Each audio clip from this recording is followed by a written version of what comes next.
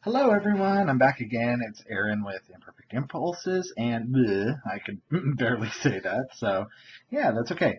I guess it's been that long. Yeah, I have been out of practice, so um, I want to do this page, and this is going to be my double page spread. And sorry, my camera keeps autofocusing. It's such a pain.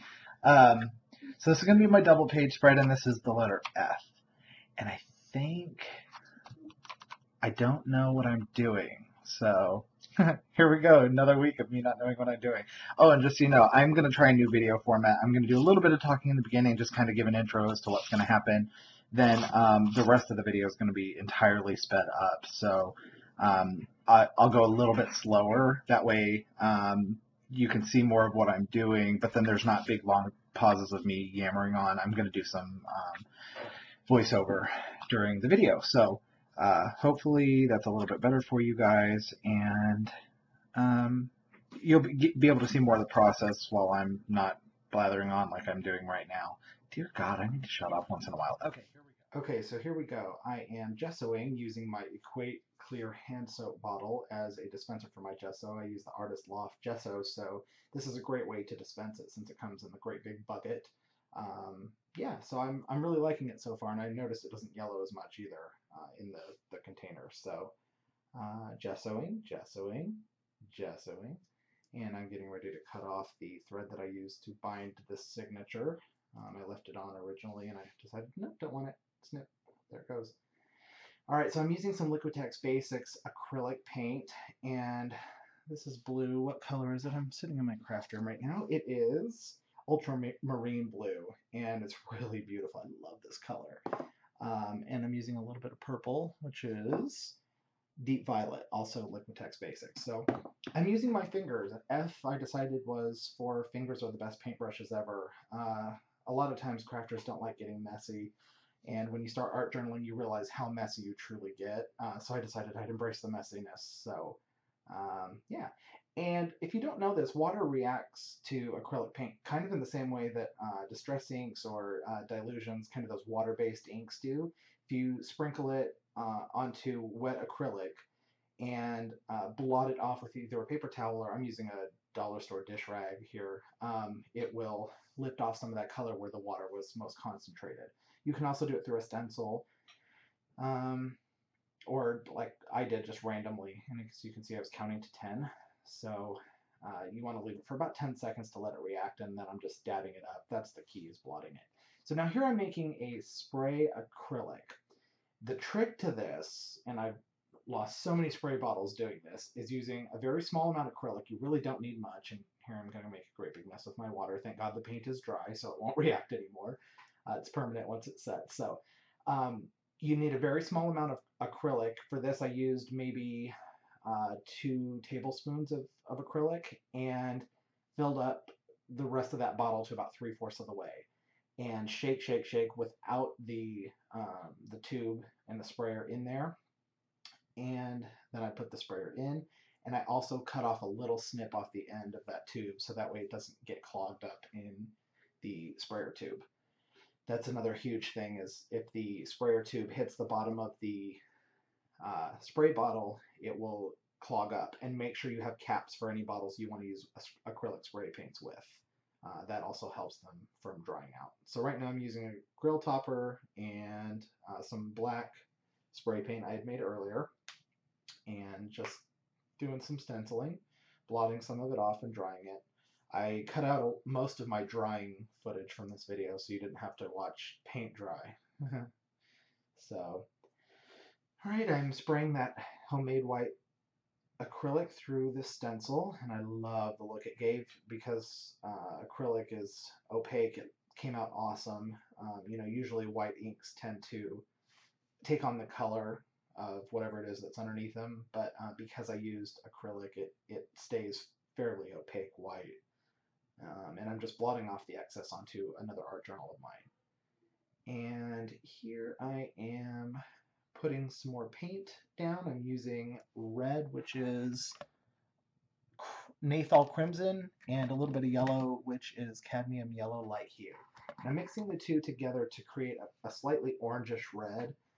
As you can see, I'm doing poppies. I'm very, very, very inspired by Donna Downey, and I never realized how pretty poppies were until she starts, uses them all the time. So I decided that'd be a good subject to finger paint. So just going in with a little bit of red and yellow, which I'd mixed together to make an orangey red, very small amount of yellow to the red. And here I'm going in with Mars Black Artist Loft acrylic paint. I just wanted them to be kind of muddy, to not have any real fine detail. I'm not using brushes, I'm using my fingers, so I just wanted it to be slightly not perfect, and a little bit of black makes it look like there's some shadowing going on, and I'm not going for, oh my god, those look so real, how'd you do that? I'm just going for a cool little artsy poppy effect. So, and again, I'm just using my fingers. You will notice in this video I do not use one paintbrush. However, I was tempted in one spot to grab a paintbrush. Actually, in a couple. Oh, I lie. I do use one at the end, but not as a paintbrush, so yeah, we're okay there. So, I'm using the black to make the middles of the poppies. And let's see. I feel like I should sing to you. We are never, ever, ever getting back together. If you're not a Taylor Swift fan, you can just turn me down right about now. So, sorry, I like her. I do. So I'm smearing the rest of my paint onto my Spirit Art Journal. Okay, so here I grabbed my stylus. This is where I really wanted to use a paintbrush, but ended up using my stylus. It's an EK Success embossing stylus I've had forever, and this is some extra heavy gel matte from Golden. And it's really old, apparently. I got it from Michael's about 6 months ago, but apparently it's been even longer than that since it's been on the shelf because it's hard as a rock. So poured a little bit of water in there, and it's starting to reconstitute. It's been about 24 hours, so I grabbed my Liquitex Super Heavy Gesso. This stuff has a really cool texture. If you've never used a different type of gesso than normal, this almost feels like marshmallow fluff. So it's really cool because you can create some peaks or like meringue on a pie.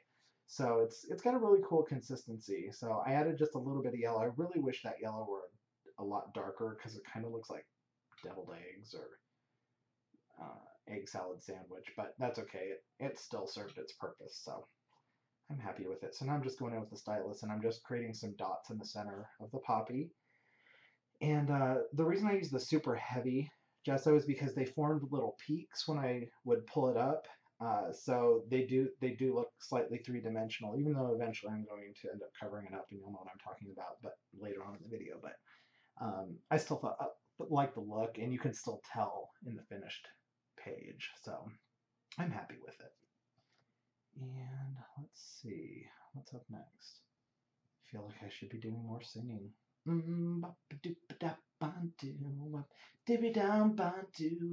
you were not a child of the 90s, you still don't know who that is, but I am. So there's my my deviled egg mixture on my page, and I'm just forming little peaks by using a palette knife and kind of pulling up. And it's really cool stuff, that super heavy gesso. I think I'm going to try playing with it on a different page later as a base. Alright, so here I'm taking some green, and it's sea green. This is another Artist Loft acrylic paint, and I'm just diluting it. I just want to do some stems, but I don't want to paint them. I don't want to use my finger because it's too thick. So I decided I'd try doing some drippage from the bottom of the flower and let it drip down to create the stem. And that way it's also kind of free-flowing and natural because gravity took its course versus me, pulling my finger down the page. So comes out pretty cool, but it ends up being a little bit too watery, so I'm going to end up adding a little bit more paint onto it. Or into the puddle, rather. It's been a long weekend.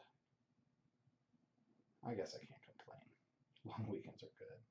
So as you can see, the one kind of puddled up a little bit, so I'm just taking the paper towel that I have and I'm dabbing it at the bottom, trying to let some of that excess water soak up into it. So here I'm adding extra paint.